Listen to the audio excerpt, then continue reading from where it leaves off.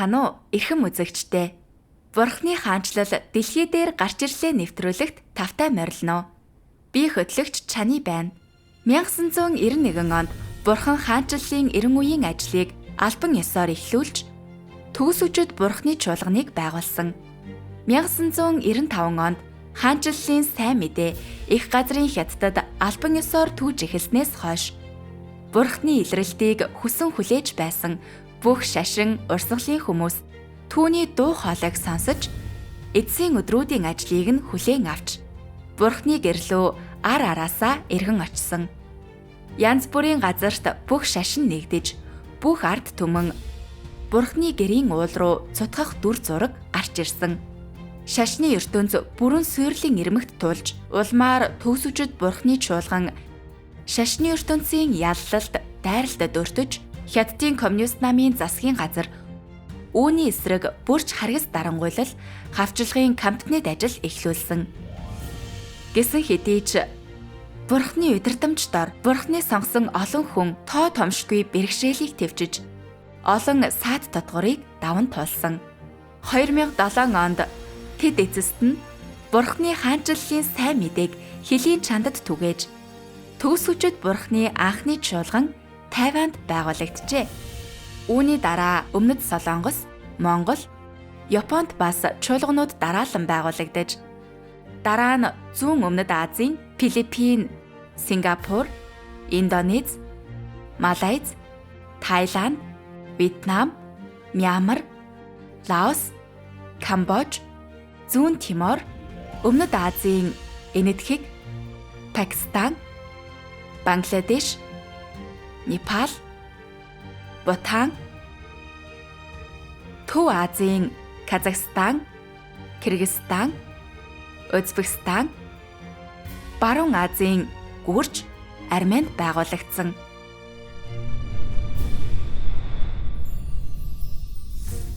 (2016 он гэхэд төгс-өчөд Бурхны хаанчлалын сайн мэдээ Азиас Европ руу Христийн соёл гүнзгий нөлөөлсөн нутагт түүж эхэлсэн ба анхны өртөө нь Итали байсан юм.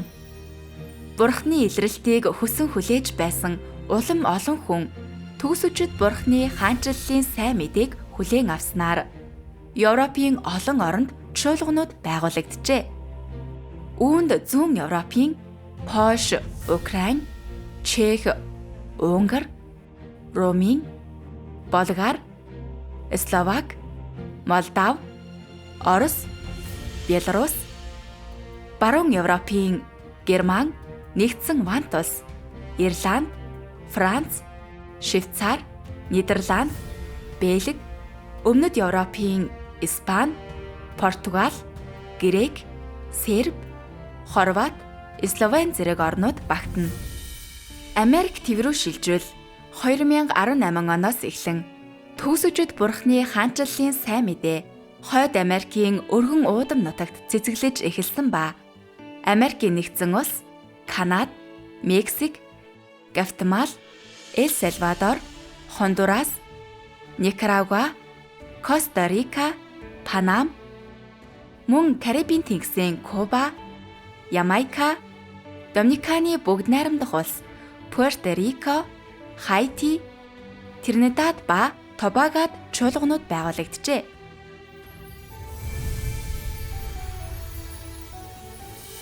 Мөн энэ үеэр хаанчлалын сайн мэдээ Өмнөд Америкийн өргөн уудам төвд тасралтгүй тархаж Бразил, Суринам, Колумб, Эквадор, Перу, Венесуэл, Аргентин, Чили, Боливи, Уругвай, Парагвай, Гайна зэрэг улсад чуулганууд бий болсон.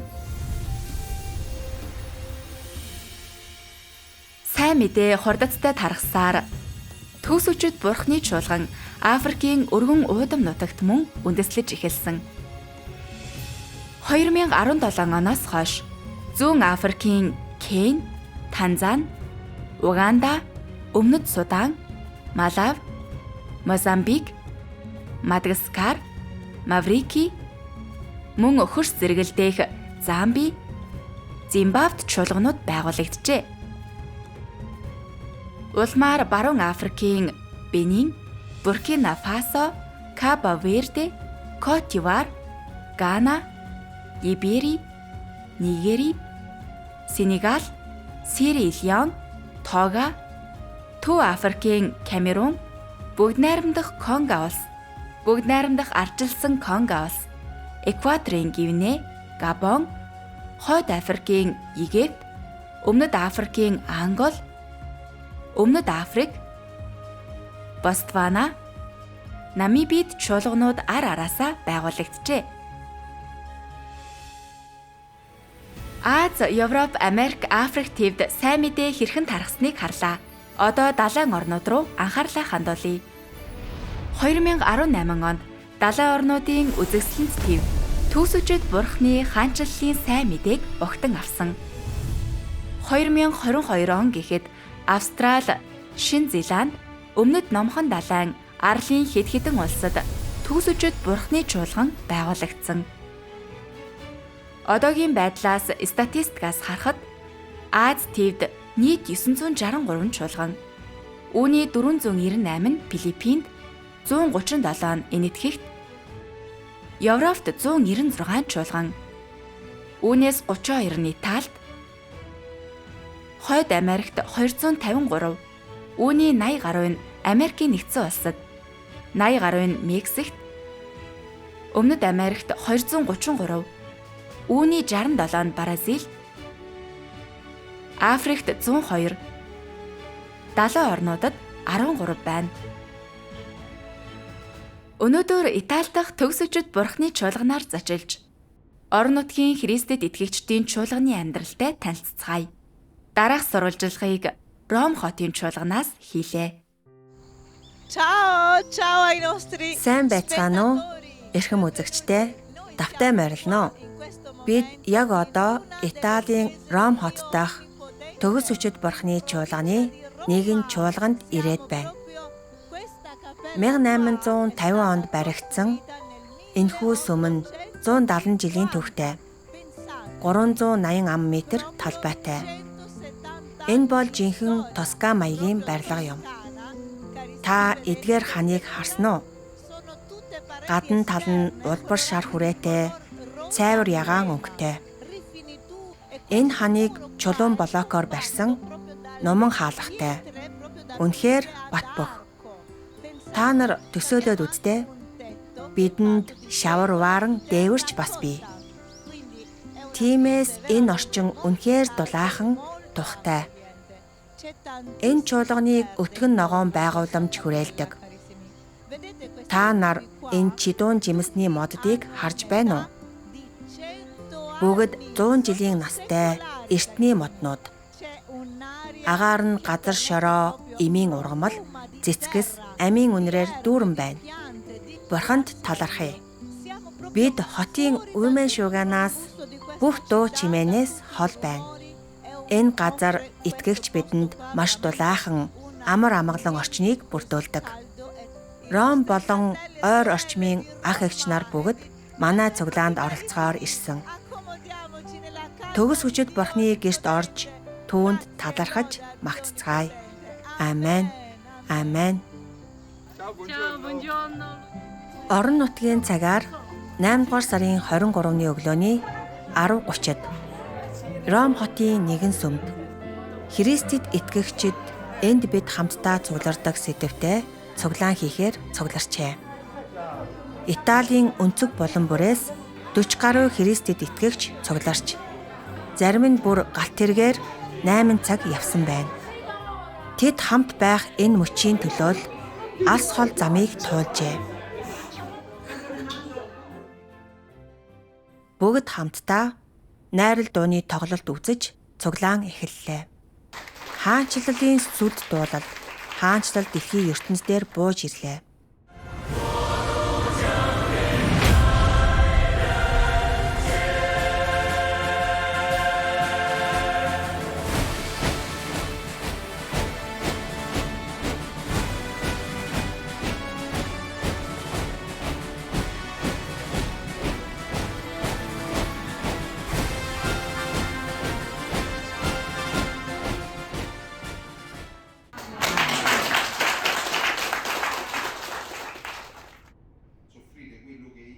Цуглааны үеэр Латвиогоос ирсэн Христэд итгэгч Кристиан төгс хүчит Бурхны эцсийн өдрүүдийн ажлыг хэрхэн баталгаажуулсан тухай туршлагаасаа хуваалцсан юм. Тэрээр бие махбодтой болсон Бурхны талаар зарим нэг үзэл тээж энэ нь үнэн замыг судлахад нь саад болжээ. Төөрч бодилсан тэрээр Бурханд залбирч Бурхны удирдамжийг гуйсан байна. Ингээд Бурхан миний залбирлыг сонсож түүний үг надад хариултыг өгсөн. Төгс хүчит Бурхан ингэж хэлсэн байдаг. Тэгэхээр үнэн зам мөн эсхийг ялгахдаа чи юун түрүүнд ариун сүнсний ажил байгаа эсхийг харж дараа нь энэ замд үнэн байгаа эсхийг харах ёстой. Үнэн гэдэг нь хэвийн хүн чанарын амь зан чанар юм. Өөрөөр хэлбэл энэ нь Бурхан хүнийг анх бүтээх үедээ хүнд тавьсан шаардлага буюу бүх хэвийн хүн чанар юм. Үүнд хүний эрүүл ухаан, танин мэдхүй, мэрэгэн ухаан, бие авч явах үндсэн мэдлэг багтана. Өөрөөр хэлбэл энэ зам хүнийг хэвийн хүний амьдрал руу хөтөлж чадах эсэх. Ярьсан үнэн нь хэвийн хүн чанарын бодит байдалд үндэслэн шаардлага тавьдаг эсэх. Энэ үнэн нь бодит байдалд үндэслэн бодит эсэх цагаа олсон эсхийг харах хэрэгтэй. Хэрвээ үнэн байгаа бол энэ нь хүнийг хэвийн бодит туршлага руу аваачиж чадна. Түүнчлэн хүн улам хэвийн болж чадна.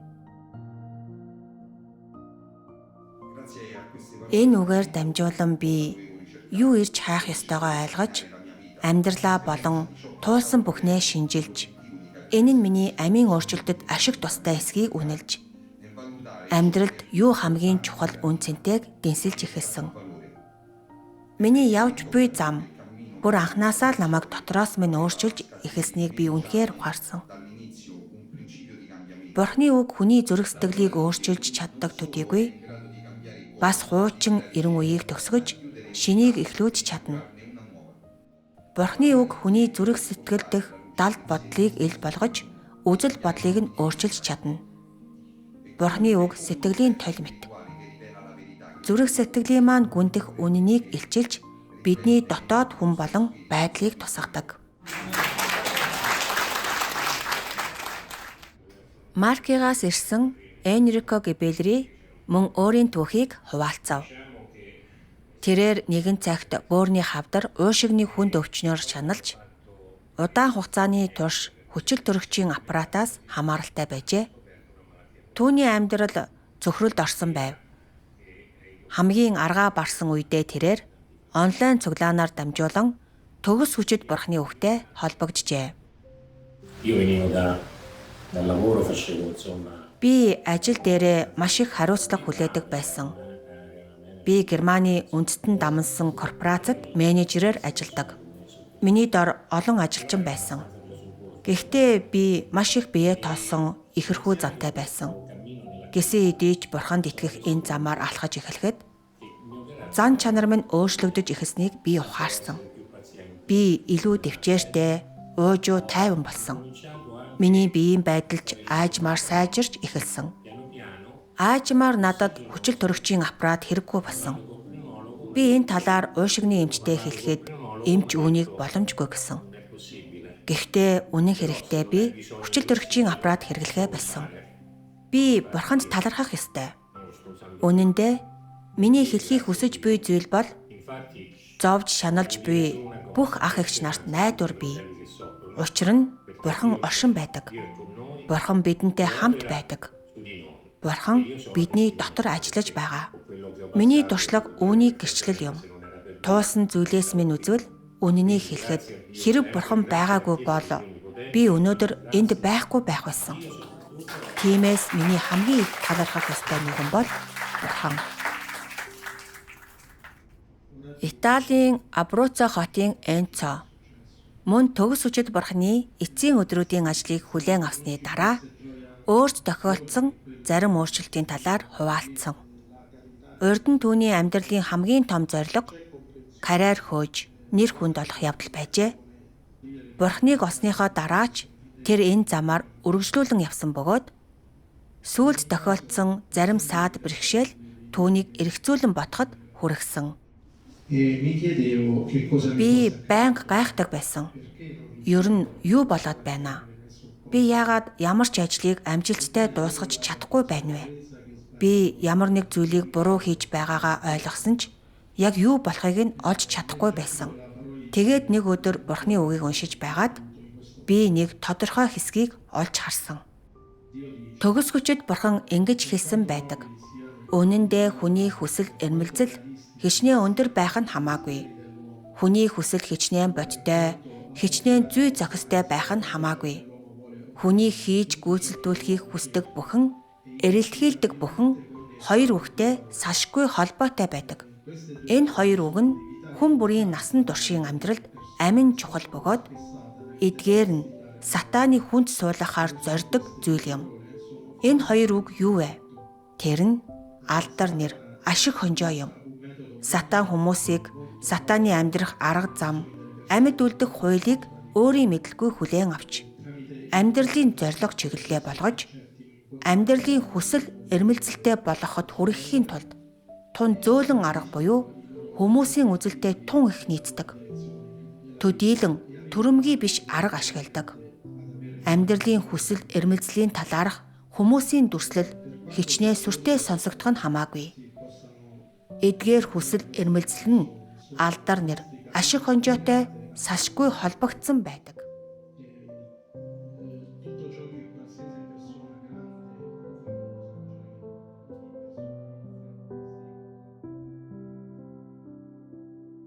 Энэ хэсгийг уншсны дараа би алдар нэр, ашиг хонжоо байр суурь хөөцөлддөг амьдралын хэв маягаа Бурхны гэрт авчирсныг, Бурхан үүнд дургүй байсныг ойлгосон. Бурханд үйлчлэх нь ямар ч үнээр хамаагүй байр суурь, албан тушаал, хувийн амжилт олох явдал байх ёсгүй. Бурханд үйлчлэх нь хувийн ашиг сонирхлыг бодолцолгүй. Ерөөл хүлээхгүйгээр Бурхны хүслийг дагах явдал. Бид зүрх сэтгэлдээ даруй байдал, дуулууртай байдал, Бурхны төлөө өөрийгөө зарлагдах хүсэлтэй л байвал Бурхан биднийг ерөөлөөр дутаахгүй. Урд нь би зүгээр л итгэлээ хувийн ашиг тусаалж, махан биеийн хүслээ хангах 8-ны хэрэгсэл болгон ашиглаж байсан. Би үүнийг маш тодорхой ойлгож, одоо алдаагаа хүлээн зөвшөөрч байна.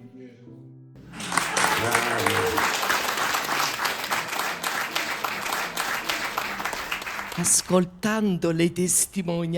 нарынхаа гэрчлэлийг сонсоод сэтгэл минь маш их хөдөллөө.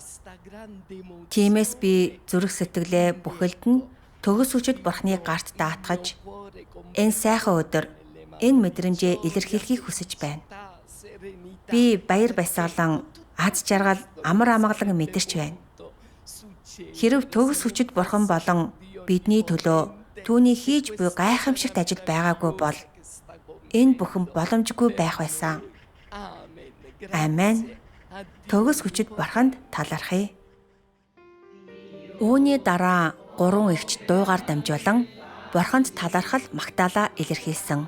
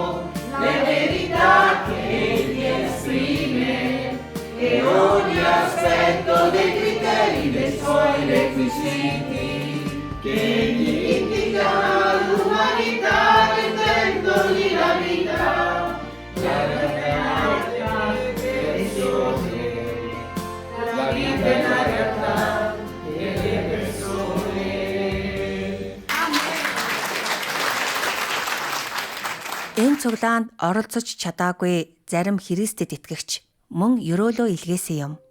Ciao, ciao, ciao a tutti. Сайн байцгаана уу ах эгч нараа? Намайг Вилма эгч гэдэг. Би Миланд амьдардаг. Би энэ сүмийн зургийг харсан. Барилга нь үзэгсэлэнтэй, орчин нь гайхалтай. Яг л байгальд тэврүүлсэн юм шиг. Маш дур булаан. Биеэрээ очиж үцгийг дисэн ядан хүлээж байна. Бурханд талархъя. Энэ бол түүний ёроол. Энэ бол үнэхээр гайхалтай сайхан бэлэг. Энэ гэр, энэ чуулганы ачаар Бурханы ажилч бас илүү хурдан түгэж чадна. Гэхдээ хамгийн чухал нь энэ нь бидэнд цугларч, уулзаж, нэг нэгнээ таньж мэдэх боломжийг олгодог. Би та нарыг ботсоор байх болно. Би тэр дүр зургийг аль хэдийн төсөөлж байна. Тэврэлт, баярын нулимс, сэтгэл хөдлөмж мөчөөд хамтдаа байхдаа та нарын нэг нэгэнтэйгээ хуваалцах бүх гайхалтай туршлага. Үүнийг таалан сойрох. Миний өмнөөс ч бас таалан сойрох. Дараагийн удаа уулзцгаая. За юу? Баяртай. Өдрийг сайхан өнгөрүүлээрэй. Та нартаа том тэврэлт, үнсэлт илгээе. Баяртай. Buonasera a tutti, sono Cesare Бүгдэнд Pioli. нь орой минь. Намайг Чезар Пиоли гэдэг. Би төгс өчид бурхны чуулганы нэг чуулганы удирдагч. Надаас үл хамаарах шалтгаанаар би яг одоо Ромд байхгүй байна. Би маш их баяртай байна. Би цуглаанд та нартай нэгдхийг үнэхээр дисэн ядан хүлээж байсан. Энэ бол гайхалтай зүйл. Үнэхээр гайхалтай. Учир нь бид нэг нэгнийхээ нүд рүү харж, ярилцаж, санал бодлоо солилцож, ах эгч нартайгаа хуваалцаж, нэг нэгнээ дэмжиж чадна. Энэ бол үнэхээр асар чухал зүйл.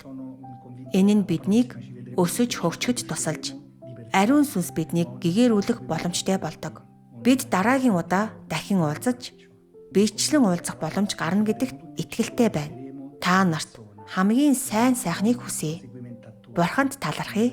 Бүгдийг чинь тэврье. Христэд итгэгчдийн баяртай дуу хоолой инээд хөөрөөр цуглаан халуун дулаан уур амьсгал дунд амжилттай өндөрлөв.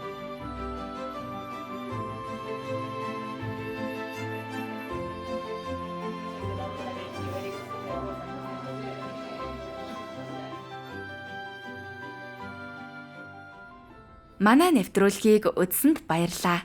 Дараагийн дугаараар уулзцгаая.